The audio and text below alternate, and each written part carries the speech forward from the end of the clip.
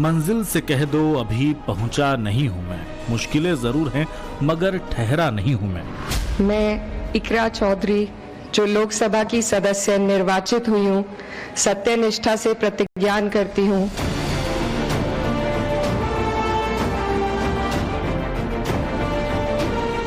नाम है इकरा हसन चौधरी, कैराना से समाजवादी पार्टी के सांसद। आज अखिलेश की ये युवा सांसद सड़क से लेकर सोशल मीडिया तक जबरदस्त सुर्खियों में हैं।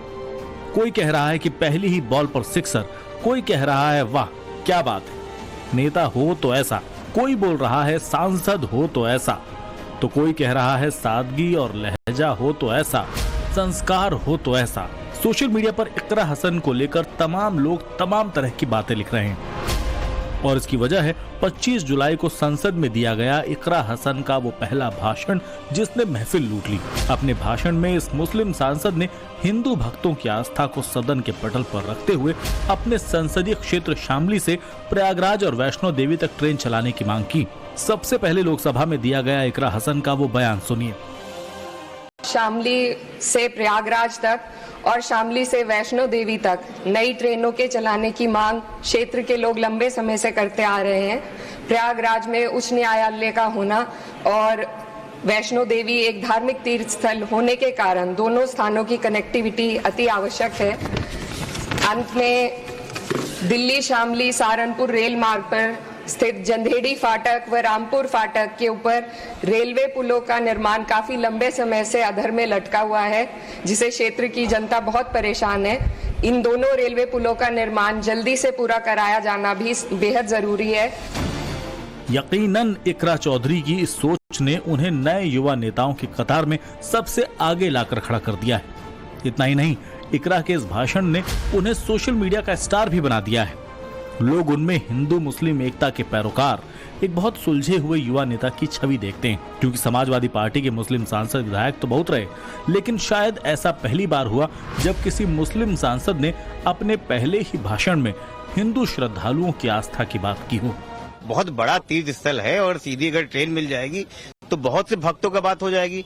आप किसी एक विधायक के लिए ये भी देखिए, जन समस्याओं की चीजें, जन चीजों की अगर वो उठाती है तो स्वागत करने योग्य है। और मुझे गर्व है कि समाजवादी पार्टी के जो नए विधायक और सांसद हो रहे हैं इस बारे में बात कर रहे हैं। ये तो बहुत ही स्वागत योग्य कदम है और सरकार को सोचना भी चाहिए इसमें।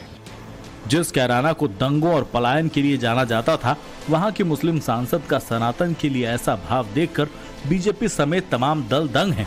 क्योंकि इसी देश में मुस्लिमों की रहनुमाई का दावा करने वाले कई तथाकथित ऐसे बड़े नेता भी हैं जिनकी जुबान पर हमेशा मुसलमान मुसलमान रहता है। यकीनन इकरा हसन उनसे कहीं अलग हैं।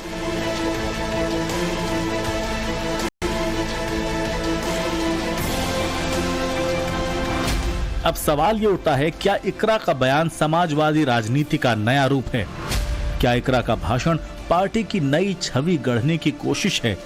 क्योंकि तीर्थराज प्रयागराज और माता वैष्णो देवी के लिए ट्रेन की मांग रेल मंत्री से मिलकर भी रखी जा सकती है। तो क्या मुस्लिम सांसद का हिंदू भक्तों के लिए संसद में बोलना पर्दे के पीछे रहने वाले समाजवादी पार्टी के रणनीतिकारों का मास्टर स्ट्रोक है?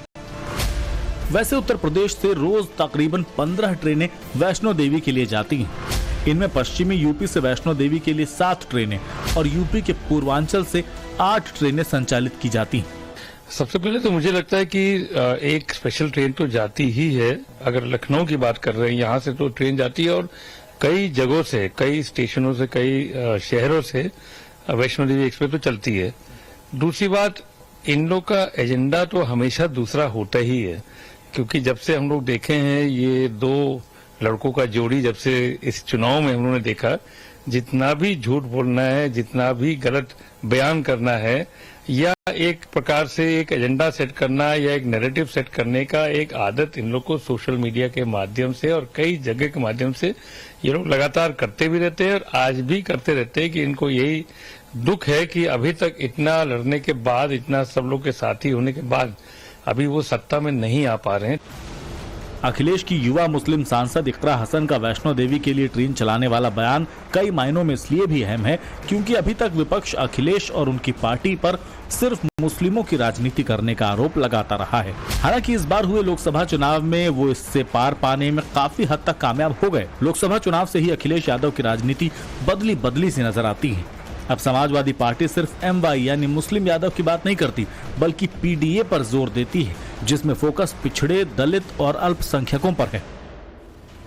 अखिलेश यादव वक्त के तकाजे को देखते हुए राजनीतिक दांवपेच बदल रहे हैं। इसका ताजा उदाहरण है ब्राह्मण कार्ड चलते हुए उत्तर प्रदेश की विधानसभा में माता प्रसाद पांडे को नेता प्रतिपक्ष के रूप में अपना उत्तराधिकारी बनाना।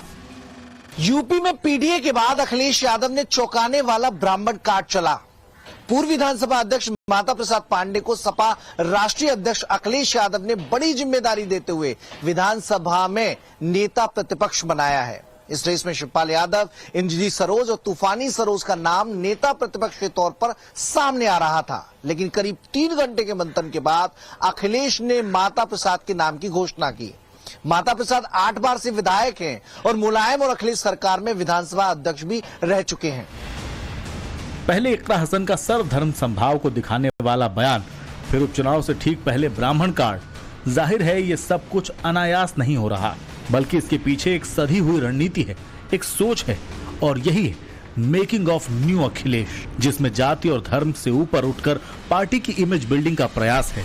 समाजवादी पार्टी अब मुस्लिम यादवों की पार्टी होने का ठप्पा ढोना नहीं चाहती और इसकी पोस्टर गर्ल कैराना से चुनकर आई 27 साल की युवा सांसद इकरा हसन को कहा जा सकता है, जिनमें सादगी भी है और वो लोकप्रिय भी हैं।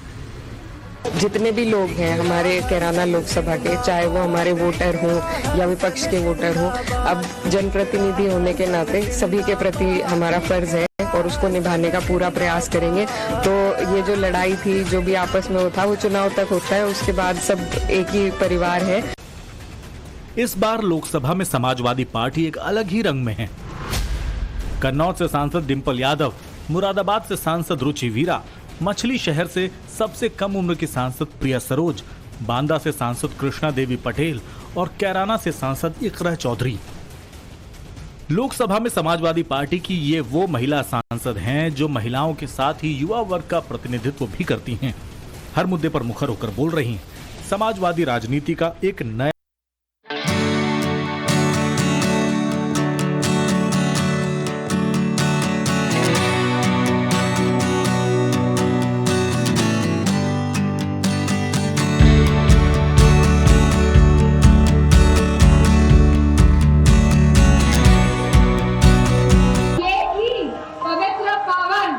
धरती के हम दोनों हाथ जोड़कर नमन करत हुई।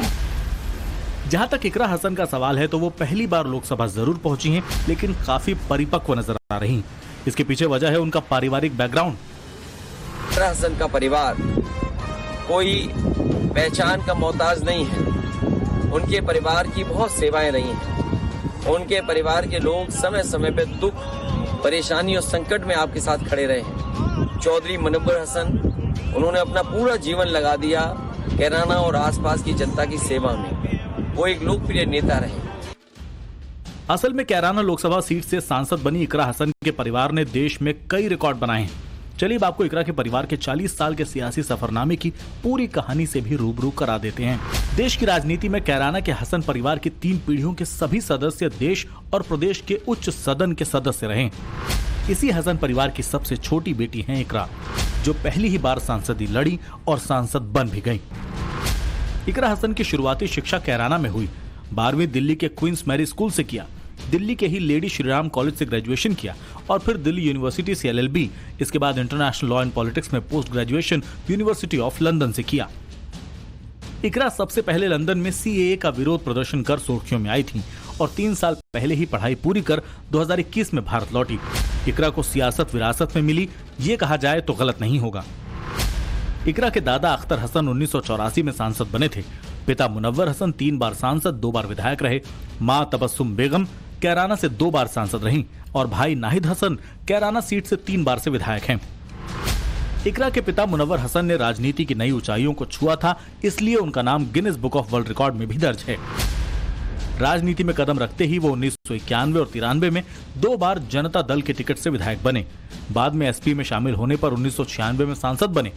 1998 में चुनाव हारने पर वो राज्यसभा के सदस्य बने। 2003 में विधान परिषद का चुनाव लड़कर एमएलसी बने।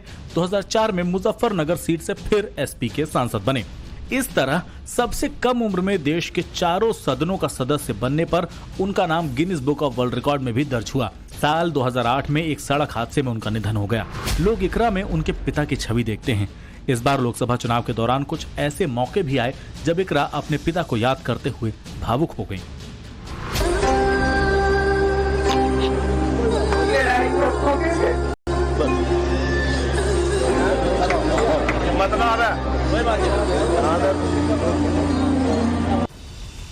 इकरा लोकसभा चुनाव पहली बार जरूर लड़ी, लेकिन पूरे चुनाव के दौरान उनका रुतबा एसपी के किसी स्टार प्रचारक से कम नहीं रहा। डिंपल यादव के लिए चुनाव प्रचार करने वो कन्नौज तक भी गई, जो बयां करता है कि समाजवादी पार्टी में उनकी क्या अहमियत है।